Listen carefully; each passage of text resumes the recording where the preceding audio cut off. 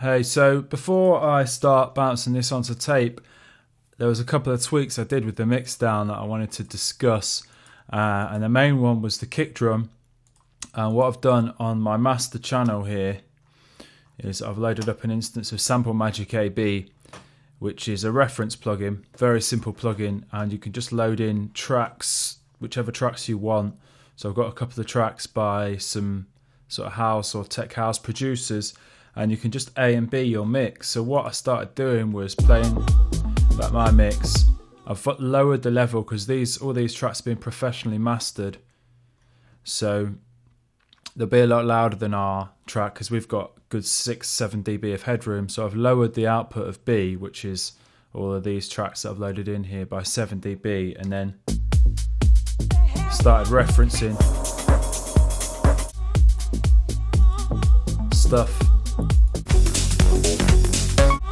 I mean, stuff's a lot duller on our mix, and I think when we master and we start using some exciters to bring out the top end, we'll take care of that. But the main thing was looking at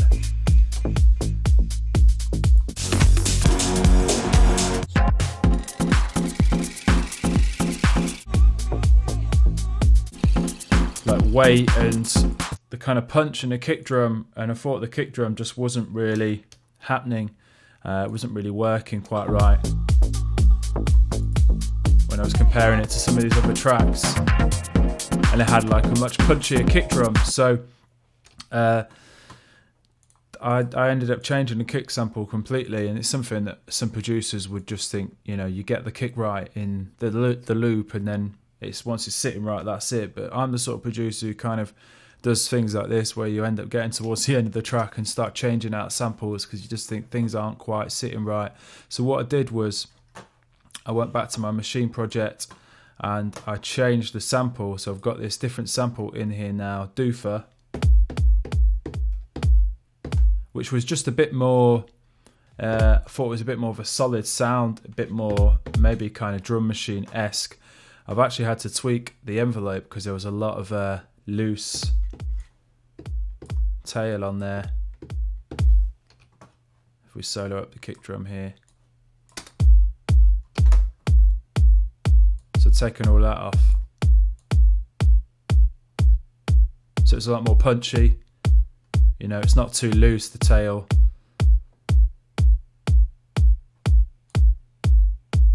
All that sub, I got rid of that, and I checked on Melodyne, and it was actually already in the key of A, this kick drum, so I didn't need to tune it or anything. So the pitch is now at 0 here on this sample, and I needed to go back into my FabFilter Pro Q and tweak the EQ settings a bit.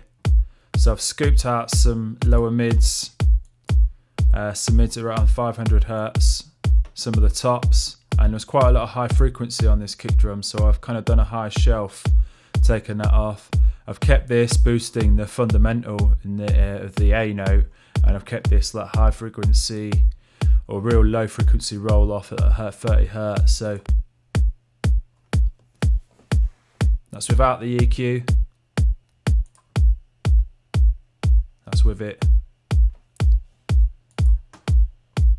And I've still got the transient master on there, just boosting the transient.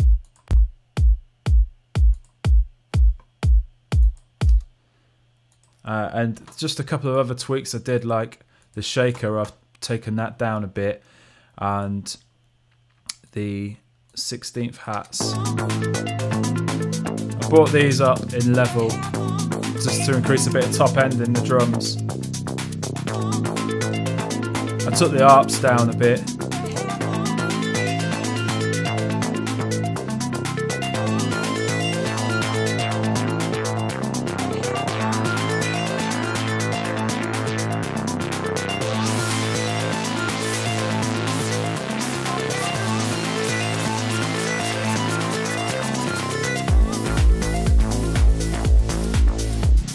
Just thought that kick was working much better, a lot more solid.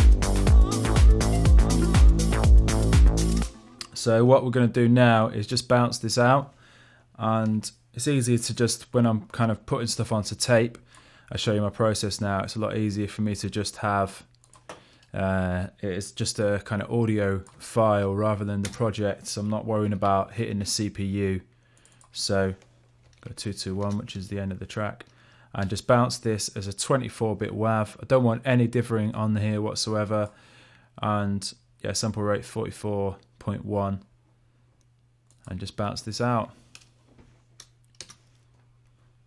So I've bounced that project out now, and I brought it back in on a separate Logic project, so I'm not really hitting the CPU or anything anymore. And so it's quite interesting to look at the waveform and look at this mix, and you can see it's quite level really. There's not too many, you can see dynamics, but there's not too many huge spikes that if there were, we'd probably have to go back and look at the mix and look at how we could remedy that. But it's looking all right.